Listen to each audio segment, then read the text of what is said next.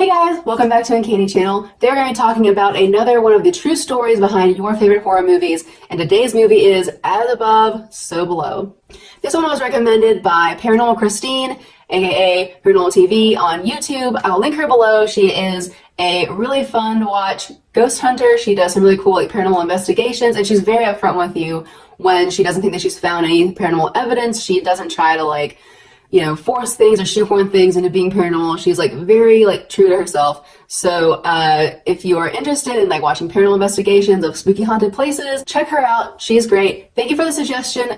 This did not turn out the way I thought that it would, but I like how it turned out. It was very interesting and cool. So great suggestion. Thank you, Christine. So without giving any spoilers for the movie, As Above, So Below came out in 2014, and it is a found footage style film about a group of people who go down into the catacombs under Paris to explore and get lost and find some very unsettling, scary, I don't want to spoil anything. They find some very scary stuff, and it's a whole only the camera was found kind of thing. The movie is pretty cool because it's actually the first movie the city of Paris greenlighted to be filmed in the catacombs. So instead of building a catacomb style set, they actually were able to film in the actual catacombs, which had a lot of unexpected issues for filming. There was no electricity, there was no cell service. They had to haul a bunch of equipment in and haul a bunch of equipment out.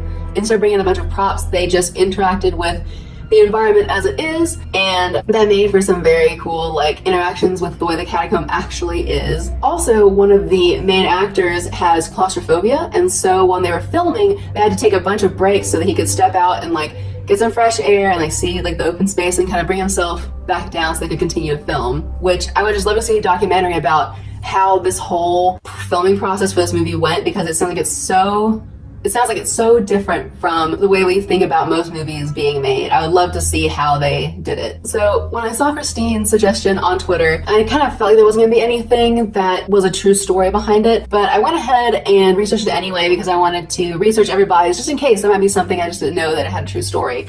And it doesn't technically, but there is a similar story that is very, very creepy, that is essentially the same kind of story as Above, So Below. And I'm going to talk about that because it is creepy AF, and I think you guys will really enjoy it. I did look and see if maybe the movie was influenced by the story. I couldn't find anywhere where the writer or the director said that they were influenced by the story, so I'm not going to say that it was, but it is very similar, so it could have been.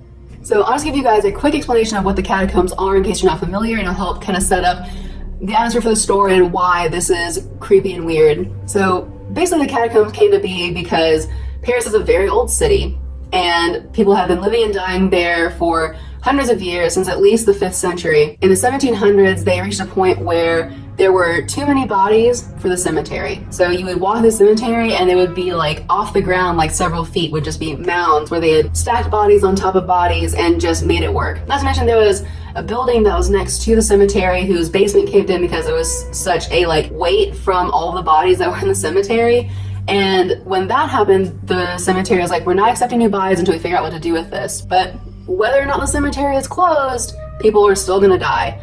So then you have this additional problem of we can't put people in the cemetery, but people are still dying, so now we have all these bodies we don't know what to do with. Meanwhile, you have a mine that has collapsed in on the left bank of Paris, and the city is maybe we can take the bodies from the cemetery and just put them in the mine. And that's what they do. They exhume all of the bodies and put them in the mine. And there's so many people in this cemetery that basically once you get into the catacombs, everyone's grave is unmarked.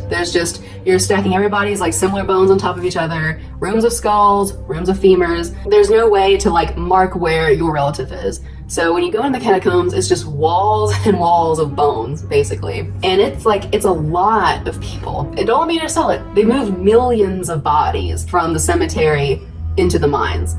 So that's where the catacombs come from. So the true story. There was a guy in the early 90s who went down the catacombs by himself to do, I guess, some filming. And I couldn't find anywhere that said why he went down, but he went down with a video camera and he clearly went down to take some cool shots of the debris, the walls, that kind of thing, get some cool shots of the catacombs, but he never resurfaced. They sent teams in to go find him. No one found him. They didn't find a body, nor did they find him alive, but they did find his camcorder and a cassette. If you're young, a cassette is what we had before CDs. So they basically found his footage, When I say cassette, it's this footage. I found the footage. So the tape is pretty normal to begin with. It's just shots of the walls, some debris, different piles of bones, kind of getting like some artsy shots. It's some kind of like exploratory. It's a lot of exploratory footage of him just going through and being like, look at this, so on and so forth. But then there is a point where he starts running from something. You never see what it is on the footage, but there's a good long shot of just like, you know, you're seeing it through the camera's eye. You can see the camera's like bouncing around, and he's using it as like a light source to light where he's going. It doesn't say he has any kind of direction of where he's going. He's just going away from something.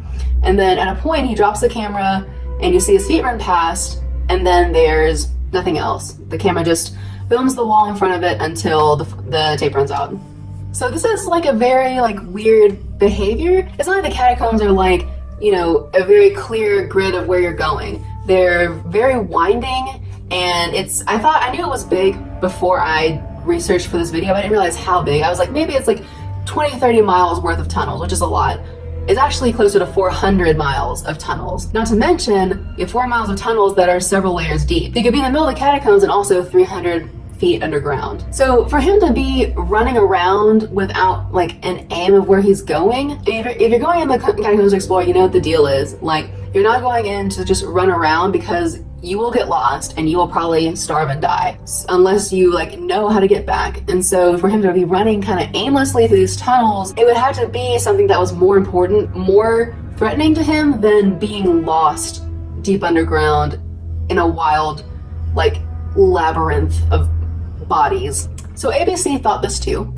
And there's an ABC documentary in which they discuss the footage, analyze kind of like what happens in it, and then they speak to some experts, historians who know about the catacombs, urban explorers, and develop like a team, I guess, or put together like some knowledge in order to do an expedition into the catacombs to see if they can find where the camera was dropped and hopefully find this man. So they explore the catacombs for over 6 hours without finding anything that is linked to the footage until they finally come across this symbol on the wall that looks kind of like, it honestly looks very Blair Witchy. It's like a human, it's like a big white chalk drawing of a human that they identify as a symbol that they saw in the footage. So they check the footage and see what he did after that point, and he turns right into the next tunnel, and so they follow that.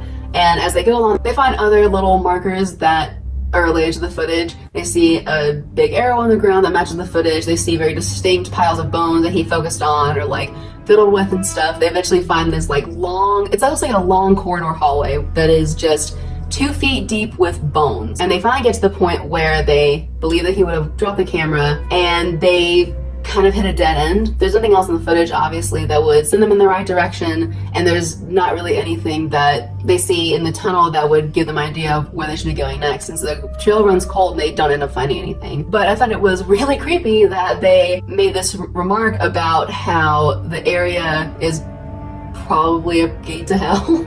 I don't know why they say that. It wasn't clear to me when I watched the documentary why they're saying that. There is like a little saying, I guess in Paris, that if you run through the catacombs enough, you'll eventually find a gateway to hell. I mean, there's not like a drawing or anything on the wall that would say this is the hell gateway, you know, enter here for hell. In the documentary, they do remark on that, and they speculate maybe he found the gateway to hell, lol, but then they're like, this is probably a gateway to hell. And I don't know why that's in there. I'm sure it probably doesn't mean anything, you know? Because if it did, they would have like, I feel like they would have exploited that for the documentary. I don't know. It was a weird comment from when we were talking about a guy missing and is probably dead somewhere. Yeah, that whole idea of just there's so much probably that's like unexplored in the catacombs. I mean, there was a situation where they found someone had set up an entire like working movie theater in one of the unused caverns that had been there for a long time, and they had no idea how they got electricity to it or anything, but it was clearly set up to be like a movie theater, and it was in this section of the catacombs for years, and no one knew about it because you just don't ever get to explore the whole thing. It is so huge and massive, and it's so deep underground. Like what or who could be in there? Just to think about it is so weird and like unsettling and creepy.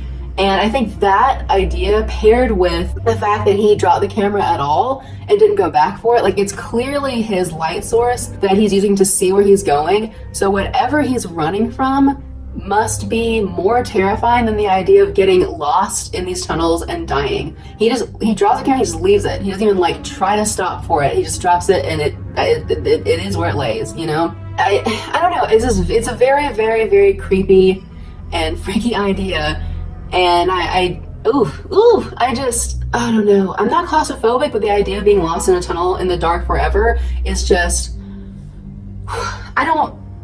so that is the freaky true story that resembles As Above, So Below. What did you think? Is that not some of like the creepiest shit you've ever seen in your life? Like, obviously the thought of it made my skin crawl, but then that paired with the footage and just like the thought of it, and like it's a real footage, like it's not just like a thing that someone made to freak you out, like it's the fact that it's a real found footage of something that happened is so I'm realistic about. Maybe he just had like a panic attack, like maybe like being down there for so long brought up some unexpected stuff for him, or like he had I don't know, but I mean I'm realistic that it could be a normal reason why he's freaking out, but it can't really let it go either that it could not be and that it could be something like sinister. Ooh, that was a good one. That was a really good one. Anyway, thank you for going on this creepy ass journey with me. If you have a suggestion for a horror movie with a cool true story, or just a favorite horror movie of yours that you want to share with me, you can comment it below or tweet me on Twitter here.